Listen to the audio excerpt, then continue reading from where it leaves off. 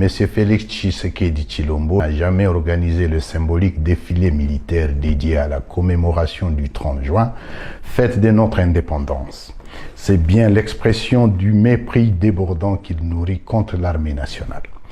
Il l'a par ailleurs déstructuré, désarticulé, tribalisé et affaibli pour promouvoir sa coterie tribale à qui il réserve promotion en grade et distribue par népotisme exaspéré étoile à certains officiers et généraux de sa proche communauté. C'est une entrave grave aux articles 188 et 189 de notre Constitution. Conscients du danger existentiel que court notre pays, nous ne pouvions rester passifs face à la trahison des attentes légitimes de notre peuple. Il était temps pour nous d'agir en voyant Tshilombo défaire la République, affaisser l'architecture de notre État et brader son intégrité territoriale par l'affaiblissement prémédité de son système de sécurité et de défense.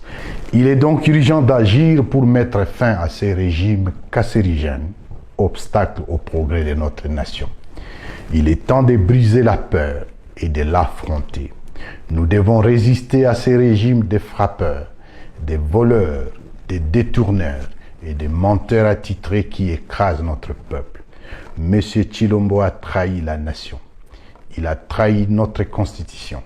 Il a trahi notre démocratie.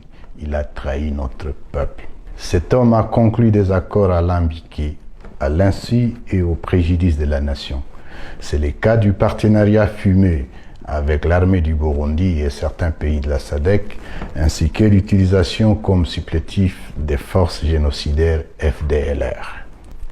Tshilombo est le plus grand commun diviseur et l'agent déstabilisateur de la sous-région des Grands Lacs. Il mène une politique étrangère erratique et belliqueuse qui se démarque dangereusement des principes fondamentaux de notre diplomatie qui veut un Congo, espace géopolitique procurant paix et stabilité panafricaine. Sans vision stratégique ni objectif spécifique, sa diplomatie privilégie de nombreux voyages dispendieux avec sa clique tribale et son obstination maladive à enflammer des conflits dans la région.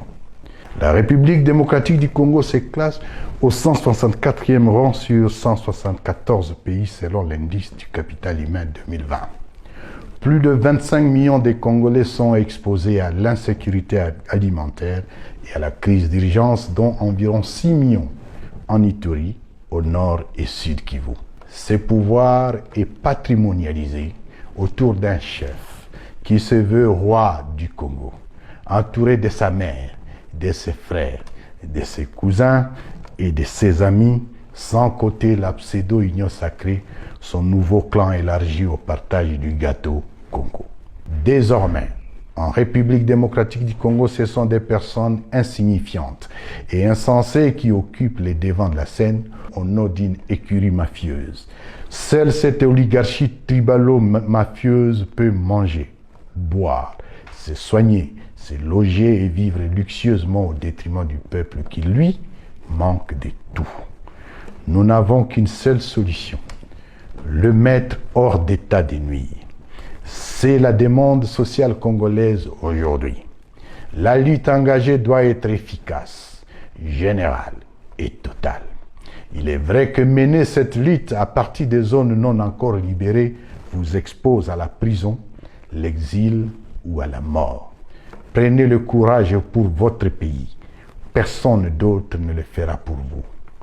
Voilà pourquoi nous avons opté pour la résistance révolutionnaire. Nous sommes au temps d'engagement et de sacrifice. Prendre notre destin en main.